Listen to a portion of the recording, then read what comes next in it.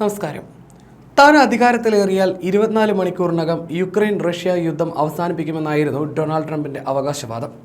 അത് സംഭവിച്ചില്ലെങ്കിലും സൗദിയിൽ വെച്ച് റഷ്യയുമായി US പ്രതിനിധികൾ നടത്തിയ ചർച്ചയോടെ കാര്യങ്ങൾ മാറിമറിഞ്ഞു.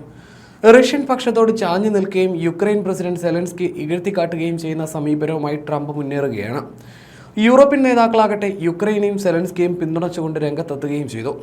ഏറ്റവും ഒടുവിൽ ബ്രിട്ടീഷ് പ്രധാനമന്ത്രി കെയർ സ്റ്റാർമർക്കും ഫ്രഞ്ച് പ്രസിഡന്റ് ഇമ്മാനുവൽ മാക്രോണിനുമെതിരെ US പ്രസിഡന്റ് ആഞ്ഞടിച്ചിരിക്കുകയാണ്.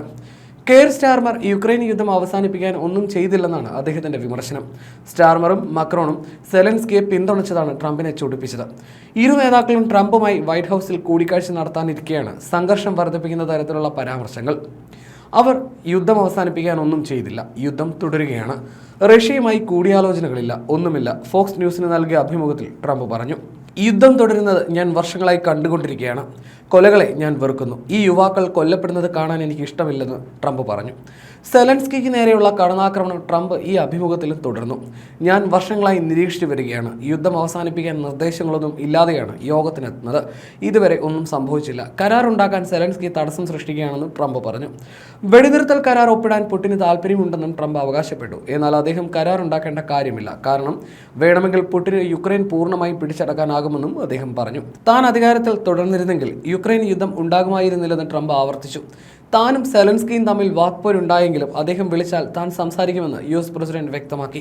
സംഘർഷം ആരംഭിച്ചതിന് നേരത്തെ യുക്രൈനെ പഴിച്ച ട്രംപ് ഇപ്പോൾ അത് മാറ്റി പറയുകയും ചെയ്തു. റഷ്യ ആക്രമിച്ചു. ആക്രമിക്കാൻ അവർക്ക് ഒരു കാരണവും ഉണ്ടായിരുന്നില്ല. വർഷങ്ങളായി ഇത് തുടരുകയാണ്. അത് സംഭവിക്കാൻ പാടില്ലായിരുന്നു. യുദ്ധം സംഭവിക്കരുതായിരുന്നു. ബൈഡൻ തെറ്റായ കാര്യങ്ങൾ പറഞ്ഞു. സെലൻസ്കി തെറ്റായ കാര്യങ്ങൾ പറഞ്ഞു. കൂടുതൽ കരുത്തും വലിപ്പവുമുള്ള റഷ്യ യുക്രൈനെ ആക്രമിച്ചു. അത് ചെയ്യരുതായിരുന്നു. മോശം കാര്യമാണ്. റഷ്യക്ക് ചർച്ചയിലൂടെ പരിഹരിക്കാമായിരുന്നു. യുദ്ധത്തിലേക്ക് പോകേണ്ട കാര്യമില്ലായിരുന്നു. യുദ്ധത്തിൽ കൊല്ലപ്പെട്ടവരെല്ലാം ജീവനോടെ ഇരിക്കേണ്ടവരായിരുന്നുവെന്നും ട്രംപ് പറഞ്ഞു. റഷ്യയാണ് യുക്രൈനിൽ അധിനിവേശം നടത്തിയതെങ്കിലും എല്ലാറ്റിനും യുക്രൈൻ പ്രസിഡന്റിനെ പഴിക്കുന്ന സമീപനമാണ് ട്രംപ് ഇതുവരെ സ്വീകരിച്ചു പോകുന്നത്. റഷ്യൻ വ്യാജ വാർത്തകളിൽ വീണിരിക്കെയാണ് ട്രംപ് എന്ന് സെലൻസ്കി തിരിച്ചടിച്ചത് ട്രംപിനെ പ്രകോപിപ്പിച്ചിരുന്നു.